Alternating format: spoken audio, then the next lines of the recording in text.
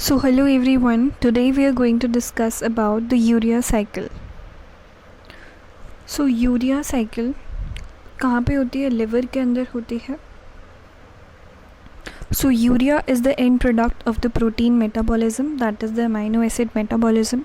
तो जो नाइट्रोजन होता है अमाइनो एसिड्स के अंदर, that is converted to ammonia and that is a toxic for our body. हमारी बॉडी के लिए जो अमोनिया है वो क्या होता है? टॉक्सिक होता है.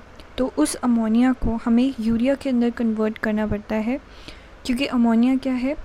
It is a toxic form और इनसॉल्युबल होता है, टॉक्सिक होता है. तो देयरफॉर हमें अमोनिया को यूरिया के अंदर कन्वर्ट करना पड़ता है. यूरिया क्योंकि लेस टॉक्सिक होता है एंड वो वाटर सोल्यूबल होता है. सो जो पाथवे है to convert the ammonia into the urea, उसी को हम यूरिया साइकिल बोलते हैं, राइट. So as such जो यूरिया है that is accounts for 80 to 90% of the nitrogen containing substances which are excreted in the urine. Urea कहाँ पे सिंथेसाइज होता है? यानी कि जो यूरिया साइकिल है वो आपके लिवर के अंदर चलती है, और लिवर के अंदर जो सेल्स होते हैं उनको क्या बोलते हैं? हेपाटोसाइट्स बोलते हैं. एंड वो साइटोसोल और माइटोकॉन्ड्रिया के अंदर चलती है. सो लिवर के अंदर यूरिया साइकिल चलेगी एंड वहाँ से जो यूरिया बनेगा वो किडनी के अंदर जाएगा, और किडनी से फिर यूरिन की एक्सक्रीशन होगा और यूरिन जो है वो बॉडी के बाहर आ जाएगा. So urea cycle is the first metabolic cycle जो कि हैंस क्रैब्स, इसको हाँ यूरिया साइकिल को हम हैंसलेट क्रैब हैंसलेट साइकिल भी बोला जाता है इसको, और ऑर्निथन साइकिल भी इसको बोला जाता है. और सो हैंस जो क्रैब है एंड द हैंसलेट जिन्होंने इसको डिस्कवर किया था, इस वजह से इसको ये नाम दिया गया. सो यूरिया के अंदर दो अमीनो ग्रुप्स होते हैं. One is derived from the ammonia and the other one is derived from the aspartate.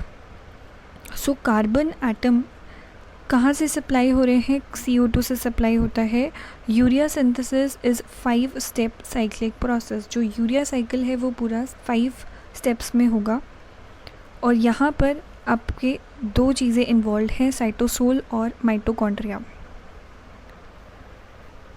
सो क्या होता है कि जो अमीनो एसिड्स होते हैं, देखो नाइट्रोजन जो है वो तो हर चीज़ में है. अमीनो एसिड्स का अगर आप बेसिक स्ट्रक्चर देखोगे तो उसमें क्या होता है? नीचे साइड चेन होती है, एक तरफ आपका अमीनो ग्रुप होता है, एक तरफ कार्बोक्सिल ग्रुप होता है, एंड एक तरफ आपका हाइड्रोजन हो गया. सो ये जो नाइट्रोजन है, this is nitrogen only, right. तो हर एक जो अपना अमीनो एसिड है उसमें क्या है? नाइट्रोजन है, अमीनो ग्रुप है. So to transport the nitrogenous waste to the liver without releasing them freely into the blood, हमें क्या करना है? हमें फ्रीली नहीं कर सकते. अगर आप देखो ये जो अमोनिया है, वाई आई एम सेइंग कि जो अमोनिया है वो क्या होता है? टॉक्सिक होता है. It is very toxic and it is insoluble. क्योंकि अगर अमोनिया का कंसंट्रेशन आपके ब्लड के अंदर, मान लीजिए ये ब्लड है और ब्लड के अंदर अमोनिया का कंसंट्रेशन बहुत ज़्यादा बढ़ जाता है, तो उस एक बीमारी हो जाती है जिसको हम बोलते हैं हाइपर अमोनोनीमिया. सो हाइपो अमोनोनीमिया के अंदर जो यानी कि जो आपके ब्लड के अंदर अगर अमोनिया का लेवल बढ़ जाता है तो उससे ब्रेन डैमेज हो सकता है, बंदा कोमा में भी जा सकता है, एंड किडनी फेलियर हो सकता है, बहुत उसकी डेथ भी हो सकती है. तो इतना ज़्यादा टॉक्सिक होता है अगर ब्लड के अंदर फ्रीली अमोनिया प्रेजेंट है तो. देयरफॉर हमें यूरिया साइकिल की ज़रूरत पड़ी. यूरिया साइकिल क्या है? एक पाथवे है, अमोनिया से यूरिया बनाने का पाथवे है, उसको हम यूरिया साइकिल बोल रहे हैं. अब यूरिया साइकिल से पहले आपके पास दो स्टेप होते हैं. पहला जो स्टेप होता है that is known as the transamination. So transamination, trans means transfer. क्या हो रहा है? ट्रांसफ़र हो रहा है. किसका ट्रांसफ़र हो रहा है? अमाइनो एसिड का ट्रांसफ़र हो रहा है. So transfer of amino acid का transfer, that is the transamination. So अभी हम ट्रांसफ़र किसका करेंगे? अमाइनो एसिड को जो ट्रांसफ़र है हम इसलिए करते हैं सो दैट कि जो आपका अमीनो ग्रुप था अमीनो एसिड का, अभी मैंने अमीनो एसिड का स्ट्रक्चर आपको बना के दिखाया था, उसमें जो अमीनो ग्रुप था उसको हम ट्रांसफ़र करते हैं to the alpha keto glutarate. Alpha keto glutarate जो होता है, इसके ऊपर हम क्या कर देते हैं, ट्रांसफ़र कर देते हैं, राइट। सो हम यहाँ पे इसके ऊपर ट्रांसफ़र कर देंगे। अब जब इसके ऊपर हम ट्रांसफ़र करेंगे तो ये अब अल्फ़ा कीटो ग्लूटरेट किस में बच जाएगा, it will convert into the glutamate, it will convert into the glutamate. And अब ये जो ग्लूटामेट होगा, ये ग्लूटामेट कहाँ पे जाता है, this glutamate goes to the liver. So अगर हम सेकेंड चीज़ की बात करें which is the oxidative second step जो होता है that is the oxidative deamination. Oxidative deamination. So oxidative deamination का मतलब है, डीएमिनेशन यानी कि आप क्या कर रहे हो, अमाइनो ग्रुप को आप रिमूव कर रहे हो, you are removing the amino group को आप रिमूव कर रहे हो। पहले हमने क्या किया था, अमीनो एसिड का जो अमीनो ग्रुप था उसको ट्रांसफ़र करा अल्फ़ा ग्लूटरेट पे, वो ग्लूटामेट में कन्वर्ट हो गया। अब क्या करेंगे हम, ये जो अमीनो ग्रुप है इसका रिमूवल करेंगे एंड अमीनो जो ग्रुप है उसको रिमूव किया जाता है और वो कहाँ पे रिमूव हो जाएगा, इन द माइटोकॉन्ड्रिया। मतलब ग्लूटामेट पे जो अमीनो ग्रुप था वो अब रिलीज़ हो जाएगा इनटू द माइटोकॉन्ड्रिया और वहाँ पे अपनी अब यूरिया साइकिल स्टार्ट हो जाएगी। सो आपको 2 स्टेप याद रखने हैं बिफोर द यूरिया साइकिल। पहला है ट्रांसअमीनेशन और दूसरा होता है ऑक्सीडेटिव डीएमिनेशन। क्योंकि हम अमीनो जो अपना NH3 है, जो अपना दैट इज़ अमोनिया है, उसको हम फ्रीली नहीं छोड़ सकते ब्लड के अंदर। क्यों नहीं छोड़ सकते वो मैंने आपको बता दिया, क्योंकि वो ज़्यादा टॉक्सिक होता है। लेकिन हमें यूरिया साइकिल मतलब उसको यूरिया में कन्वर्ट करना है, तो यूरिया साइकिल क्योंकि लिवर तक तो पहुंचाना पड़ेगा ना, उसे बिना ब्लड में ले जाए उसको लिवर तक पहुंचाना है, तो उसे हमें कैरियर करना पड़ेगा किसी चीज़ में कि वो नुकसान ना पहुंचाए, और उसको माइटोकॉन्ड्रिया तक तो पहुंचाना ही है। सो यूरिया साइकिल के टोटल 5 स्टेप होते हैं, जिसमें से पहले 2 रिएक्शन जो होती है वो माइटोकॉन्ड्रिया में होती है और आगे की जो 3 रिएक्शन है वो साइटोसोल में होती है। So the first reaction is the synthesis of carbamoyl phosphate. So carbamoyl phosphate synthase 1, that is CPS1 of the mitochondria catalyzes the condensation of the ammonium ions with CO2 to form the carbamoyl phosphate, and this step consumes 2 ATP and this is irreversible, it is rate limiting step, and CPS1 require N-acetyl glutamate for its activity. Another enzyme CPS2 वो pyrimidine synthesis में involved रहता है, लेकिन यहाँ पे CPS1 होता है urea cycle के अंदर। So here is the first step कि जो अमोनिया है प्लस में जो CO2 है वो क्या करता है, वो कन्वर्ट होते हैं, कार्बोमाइल फॉस्फेट बनता है। तो पहली रिएक्शन क्या है, कार्बोमाइल फॉस्फेट बन रहा है। इसके लिए आपको एक एंजाइम चाहिए which is carbamoyl phosphate synthase 1।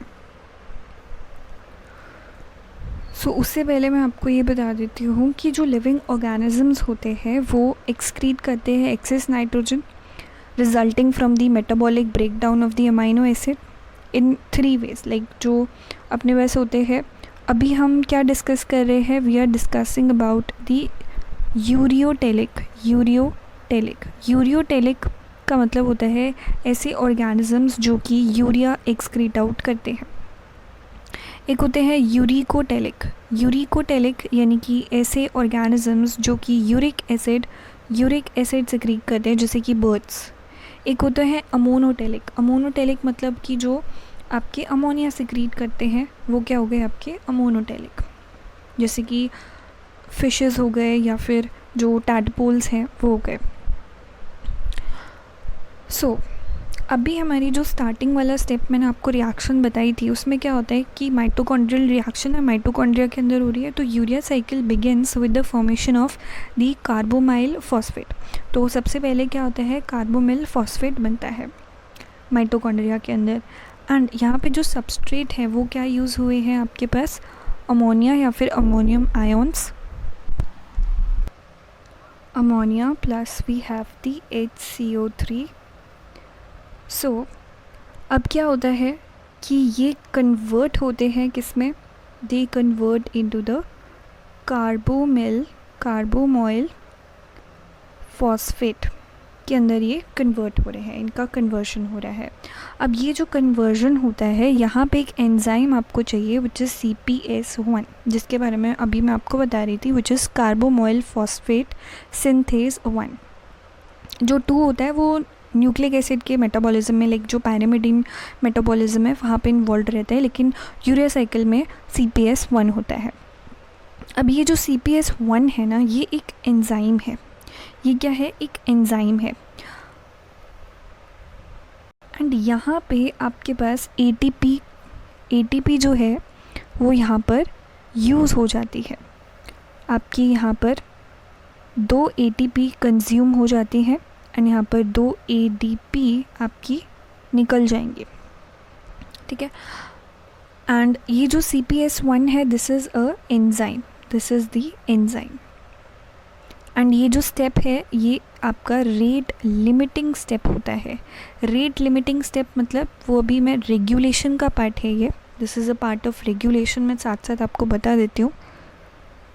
सो जो CPS1 है ना, यहाँ पे समझते हैं कि जो CPS1 है, दिस इज़ CPS1, ये एक तरीके का एलोस्टेरिक एंजाइम है। एलोस्टेरिक एंजाइम्स क्या होते हैं, जहाँ पे कि एक साइट होती है जहाँ पे सबस्ट्रेट आके बाइंड कर सकता है, and they have another side जहाँ पे कि क्या होता है, एलोस्टेरिक इफेक्टर्स आकर के बाइंड कर सकते हैं, यानी कि इनहिबिटर्स या फिर एक्टिवेटर्स जो होते हैं वो वहाँ पर आके बाइंड करते हैं उस साइट पे, that is the allosteric site. So ये जो CPS1 है इसका एक एलोस्टेरिक एक्टिवेटर है, एंड वो एलोस्टेरिक एक्टिवेटर का नाम क्या है, NAG, that is N acetyl glutamate. इसकी ज़रूरत होती है इस एंजाइम को एक्टिवेट करने के लिए। अगर ये एलोस्टेरिक एक्टिवेटर एब्सेंट होगा तो आपका ये जो एंजाइम है CPS1 ये इनएक्टिव रहेगा, ये एक्टिवेट नहीं होगा, ये इनएक्टिवेट रहेगा अगर वो प्रेजेंट नहीं है। और अगर ये इनएक्टिवेट रहेगा तो हमारा जो कार्बोमाइल फॉस्फेट है वो नहीं बनेगा, क्योंकि ये जो रिएक्शन है वो CPS1 रेगुलेटेड है। I hope you got the point. So the second reaction is the formation of citrulline. Citrulline का formation कैसे होता है? Citrulline is synthesized from carbomoyl phosphate and ornithine by ornithine trans carbamylase, and ornithine is regenerated and used in the urea cycle. Therefore, its role is comparable to that of the oxaloacetate in the citric acid cycle. Ornithine and citrulline are basic amino acids, so they are never found in the protein structure due to the lack of codons. Citrulline produced in this reaction is transported to the cytosol by the transporter system. सो अब क्या होता है कि जो carbamoyl phosphate है इससे क्या citrulline बनता है। सिट्रुलिन कैसे बनता है? सो जो कार्बोमाइल फॉस्फेट है वो ऑर्निथिन के साथ रिएक्ट करता है एंड यहाँ पर सिट्रुलिन का फॉर्मेशन होता है, right. So the carbamoyl phosphate it will react with the ornithine to form the citrulline, and this citrulline passes into the cytosol. भी जो सिट्रुलिन है वो साइटोसोल में पास ऑन हो जाता है। एंड इस रिएक्शन के लिए हमें एक एंजाइम चाहिए रहता है, that is the ornithine trans carbamoylase. And ये जो सिट्रुलिन है then it is transported from the mitochondria into the cytosol. अब ये जो साइटोसोल में पहुंच जाएगा तो ये जो सिट्रुलिन है वो रिएक्ट करेगा एस्पार्टेट के साथ। It will react with the aspartate to form the argininosuccinate. तो अब वो एस्पार्टेट के साथ रिएक्ट करके क्या बना लेगा, आर्जिनोसक्सिनेट बना लेगा। एंड इसके लिए भी हमें क्या चाहिए, we need an enzyme which is the argininosuccinate synthase. So there is the third reaction which is the synthesis of arginosuccinate. Arginosuccinate synthase क्या करता है, ये एक कंडेंसेशन रिएक्शन है. तो सिट्रुलिन जो है और एस्पार्टेट उनका कंडेंसेशन होता है और arginosuccinate बनता है. यहाँ पर second amino group of urea is incorporated and this step require ATP which is cleaved to AMP and the pyrophosphate. So यहाँ पर नॉर्मली क्या होता है, नॉर्मल रिएक्शन में जो ATP है, नॉर्मल रिएक्शन में जो ATP होता है वो ADP के अंदर टूटता है, प्लस में एक इनऑर्गेनिक फॉस्फेट निकल जाता है. लेकिन ऐसी रिएक्शंस जहाँ पे कि हमें बहुत ज़्यादा एनर्जी की ज़रूरत होती है, जो कि काफ़ी ज़्यादा रेयर केसेस होते हैं, वहाँ पर ये जो ATP है वो AMP के अंदर and PPI that is inorganic pyrophosphate के अंदर टूट जाता है. तो ये कब होता है, जब आपको रिएक्शन में काफ़ी ज़्यादा अमाउंट में एनर्जी चाहिए रहती है. So the fourth step is the cleavage of the argininosuccinate. अब क्या होता है कि जो आर्जिनोसक्सिनेज है वो आर्जिनोसक्सिनेट को क्लीव कर देता है into the arginine and the fumarate. Arginine जो होता है that is immediate precursor for the urea and fumarate liberated here produces a connecting link with the TCA cycle and the glycogenesis etc. सो यहाँ पर आप देख रहे हैं कि जो आर्जिनोसक्सिनेट है उसकी क्लीवेज हो जाएगी एंड वो टूट जाएगा फ्यूमरेट और आर्जिनिन के अंदर. जो आर्जिनिन होता है वो यूरिया बनाने के लिए काम आ जाता है, लेकिन जो फ्यूमरेट है वो आपका क्रैब साइकिल यानी कि TCA साइकिल में चला जाता है. एंड फाइनली ये जो आर्जिनिन होता है, arginine undergoes the hydrolysis to form urea and the ornithine. So the fifth step is the formation of the urea. So arginase enzyme हमें यहाँ पर चाहिए रहता है, जो कि क्या करता है, this enzyme final enzyme that cleave the arginine to yield the urea and the ornithine. Ornithine जो होता है वो वापस से यूरिया साइकिल में यूज़ हो जाता है, एंटर कर जाता है, and arginase is activated by the CO2 and the manganese ions. So arginase is mostly found in the liver and while rest of the enzyme जो हमने डिस्कस करे वो आपके अदर टिश्यूज़ में भी प्रेजेंट हो सकते हैं. For this reason arginine synthesis may occur to varying degrees in many tissues but only the liver can produce the urea. क्योंकि आर्जिनेज जो है वो यूरिया के अंदर ही जो हमारा यूरिया है वो लिवर के अंदर इसलिए बन सकता है क्योंकि लिवर के अंदर ही सिर्फ आर्जिनेज प्रेजेंट होता है और कहीं पे प्रेजेंट नहीं होता है. सो ओवरऑल रिएक्शन क्या होगी, हमने ammonium ions plus CO2 plus aspartate plus 3 ATP gives you the urea plus fumarate plus 2 ADP plus 2 PI that is the inorganic phosphate plus AMP plus the inorganic pyrophosphate. So total यहाँ पे 4 ATP consume होगा. 2 ATP तो initial reaction में, 2 ATP तो हमारी initial reaction में use हो गई थी. एंड ये जो मैंने आपको स्टेप बताया था कि जो ATP है वो पायरोफॉस्फेट में टूट जाती है, जो रेयर केस होता है, यहाँ पे जो PPI है that is the inorganic pyrophosphate, ये हाई एनर्जी कंपाउंड होता है एंड वो आपके ATP के बराबर ही होता है. यहाँ पर 2 PPI वर फॉर्म, तो यहाँ पे क्या 2 ATP के बराबर ये होगा. So 1 ATP is converted to AMP and the inorganic pyrophosphate. And ये जो इनऑर्गेनिक पायरोफॉस्फेट होता है this is equal to the 2 ATP. So this inorganic pyrophosphate is equal to the 2 ATP. So regulation of urea cycle वो मैंने आपको पहले ही समझा दिया था कि कार्बोमाइल फॉस्फेट सिंथेज 1 जो है वो रेट लिमिटिंग स्टेप होता है क्योंकि CPS1 is allosterically activated by the NAG that is the N-acetyl glutamate. तो अगर वो कम प्रेजेंट है तो आपका कम यूरिया बनेगा, अगर ज़्यादा प्रेजेंट है तो ज़्यादा यूरिया बनेगा. तो उसकी कंसंट्रेशन पे डिपेंड करता है NAG की कंसंट्रेशन के ऊपर. ऑल्सो जो NAG होता है उसकी सिंथेसिस डिपेंड करती है आर्जिनिन के ऊपर. सो अगर आर्जिनिन ज़्यादा होगा तो ज़्यादा NAG बनेगा और NAG ज़्यादा बनेगा which is a allosteric activator of CPS1, तो आपका ज़्यादा यूरिया बनेगा. सो ये आपके क्या हो जाता है, रेगुलेशन में हो जाता है. तो रेगुलेशन में क्या होगा कि आपका जो एनर्जी है उसका आपको बताना है, राइट। सो अब क्या होता है, consumption of a protein rich meal, इससे भी क्या हो जाता है, अगर कोई लोग प्रोटीन रिच मील खाते हैं तो उनके अंदर एनर्जी का जो लेवल होता है लिवर के अंदर वो इंक्रीज़ हो जाता है, हेंस उनके अंदर भी यूरिया सिंथेसिस ज़्यादा होती है। So the disorder or the condition that I was talking about was the hyperammonemia. सो इस डिज़ीज़ में क्या होता है कि आपका डिफेक्ट आ जाता है यूरिया साइकिल में, क्योंकि जो अमोनियम आयंस का कंसंट्रेशन है, अमोनियम आयंस का जो कंसंट्रेशन है वो आपके ब्लड के अंदर क्या हो जाता है, बढ़ जाता है।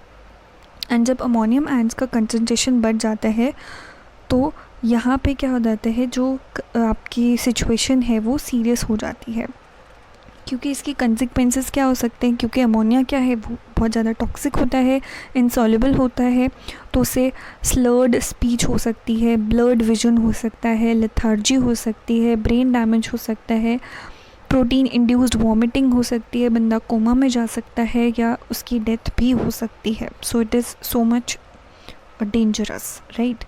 So that's all for today. If you like the video, do share it with your friends and don't forget to subscribe the channel for more updates. Thank you and have a wonderful day.